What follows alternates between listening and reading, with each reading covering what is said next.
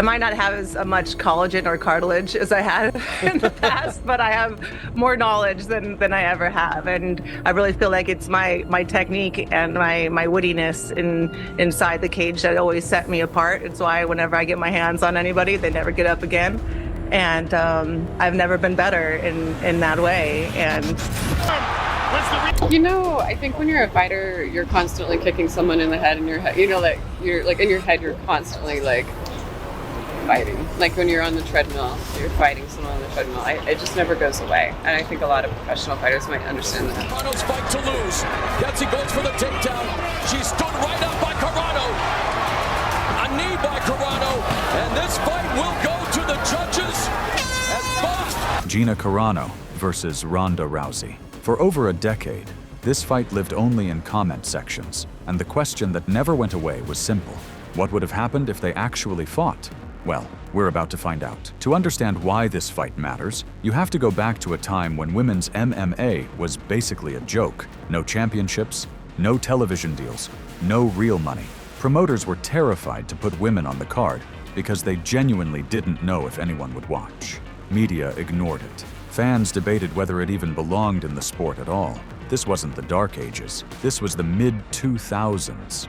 And into that silence, Gina Carano walked into the cage. She had a Muay Thai background, sharp striking, powerful kicks, clean combinations.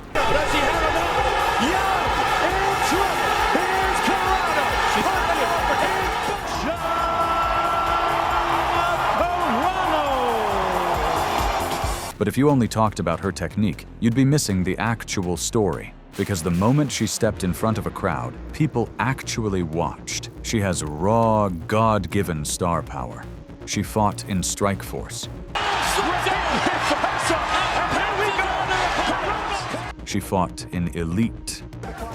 She was training. Oh, and there's a right hand that drops. She kept winning, kept drawing attention, kept pulling new fans into women's MMA. For a lot of people watching at home, Gina Carano was literally the first female fighter they had ever seen compete.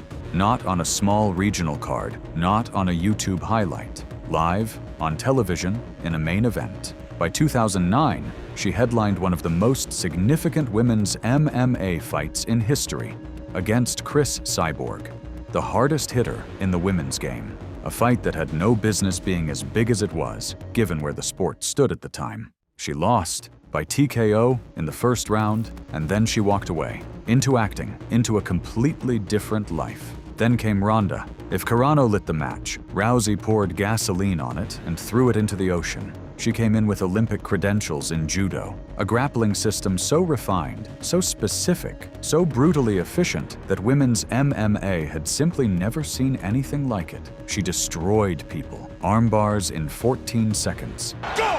Tonight's fight clock. Wow, right down. Look at that. Tonight's fight clock brought to you by Bud Light, Joe. Perfect beer for whatever happens. Ronda wants to make it happen quickly. There's the arms. It is all over. Fights that ended before your pizza order arrived. The UFC didn't just sign her, they built an entire division for her, and she became the most dominant force the sport had ever seen. For a while, she seemed unbeatable, until the night it all came. Then Amanda Nunes made it look even worse.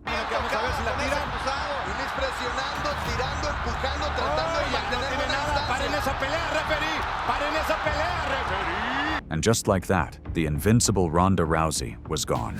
She left for professional wrestling, and it looked like the story was over. The fight that fans had imagined for years, dead and buried. Until now, because both of them are coming back, and they're coming back for each other. Think about that for a second. Rousey didn't come back for a title shot. She didn't come back chasing rankings or relevance. She reportedly called Gina ahead of time and told her, "I'll only come back for you." There's something almost poetic about that. Two women who defined the same era, who never got to share a cage, choosing each other as the reason to come back.